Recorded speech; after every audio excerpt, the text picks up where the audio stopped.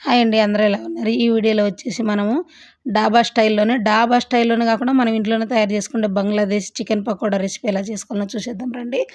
ముందు boneless chicken తీసుకొని నీట్‌గా కడుక్కొని శుభ్రం చేసుకున్న తర్వాత ఒక నిమ్మకాయ, ఒక కోడిగుడ్డు పగలగొట్టుకొని ఆ తర్వాత 2 స్పూన్ల మైదా పిండి, 2 స్పూన్ల కార్న్‌ఫ్లోర్, రుచికి తగినంత ఉప్పు, 2 స్పూన్ల కారము, అర స్పూన్ మిరియాల పొడి, అర స్పూన్ జీలకర్ర, 1 స్పూన్ ధనియాల పొడి, 1 spoon chicken masala, 1 spoon garam masala, 1 spoon whole garam masala అన్నీ వేసుకొని బాగా కలుపుకొని పక్కన పెట్టుకొని, దాని తర్వాత అంతా బాగా మసాలా అంతా చికెన్ కలుపుకొని పక్కన పెట్టుకున్న తర్వాత పచ్చికరివేపాకు, కొత్తిమీర సన్న సన్నగా కట్ చేసుకొని పైనేసుకొని బాగా కలుపుకొని పక్కన పెట్టుకున్న తర్వాత ఒక చి ఒక సైజ్ అంతా పెద్దది ఒక ఉర్లగడ్డ తీసుకొని రౌండ్‌గా మరీ అంత పలసగా కాకుండా, మరీ అంత మందం కాకుండా మీడియం సైజులో కట్ చేసుకొని చల్లటి నీళ్ళలో కొంచెం ఒక స్పూన్ ఉప్పేసి ఒక అరగంట సేపు నానబెట్టి, తర్వాత స్టిక్స్ మనము హోటళ్ళలో తింటాం చూడండి పళ్ళు గుచ్చుకునే స్టిక్స్.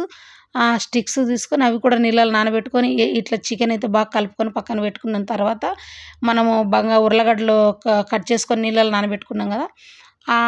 బా ఉర్లగడ్డలు తీసుకొని ఈ చికెన్ ముక్క అయితే తీసుకొని ఆ ఉర్లగడ్డ మధ్యలో పెట్టుకొని ఆ స్టిక్స్‌తోని గుచ్చుకోవాలి. చికెన్‌కు గుచ్చాలి. మనం ఉర్లగడ్డకు కూడా 2 పక్కల గుచ్చుకొని అవి విడిపోకుండా జాగ్రత్తగా చూసుకొని గుచ్చుకోవాలి.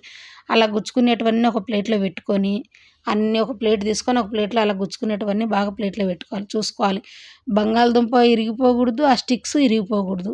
అలా నీట్‌గా చూసుకొని గుచ్చుకొని పక్కన పెట్టుకొని మళ్ళీ సేమ్ ప్రాసెస్ ఒక గిన్నె తీసుకొని 2 స్పూన్ల మైదా పిండి, 2 స్పూన్ల కార్న్‌ఫ్లోర్, దాంట్లో కూడా రుచికి తగినంత ఉప్పు, ఇంత కారప్పొడి, కొంచెం ఫుడ్ కలర్ వేసుకొని కలుపుకొని తర్వాత మనం నీట్‌గా అన్నీ కలుపుకున్న తర్వాత మరీ అంత పలచగా కలుపుకోకూడదు. మరీ అంత చిక్కగా కాకుండా మీడియం సైజులో కలుపుకొని మన బజ్జీ పిండికి సమానంగా కలుపుకొని సిమ్‌లో పెట్టుకొని స్టవ్ తర్వాత నూనె వేడైన తర్వాత అన్నీ ఒకటేసారి వేసుకున్న తర్వాత హై ఫ్లేమ్‌లో పెట్టుకొని బాగా మనము కలర్ మారేంత వరకు చేసుకొని కలర్ మారిన తర్వాత ఒక ప్లేట్‌లోకి తీసుకొని మళ్ళీ దానిపైన ఇంత పచ్చి కరివేపాకు, పచ్చిమిరపకాయలు బాగా నూనెలో వేపుకొని దానిపైన వేసుకొని ఇంత నిమ్మకాయ వేసుకొని ఉల్లిపాయ పెట్టుకొని సర్వ్ చేసుకొని తింటే చాలా బాగుంటుంది. ఈ వీడియో నచ్చినట్టయితే ఖచ్చితంగా సబ్స్క్రైబ్ చేసుకోండి.